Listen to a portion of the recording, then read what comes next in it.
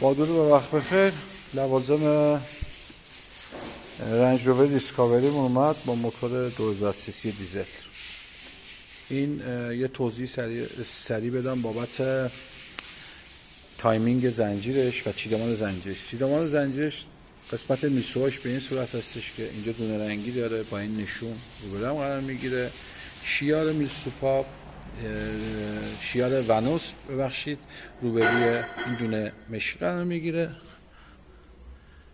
و اینجا هم یه نشون داره که روی هرزگرد دیشلی هرزگردش قرار میگیره.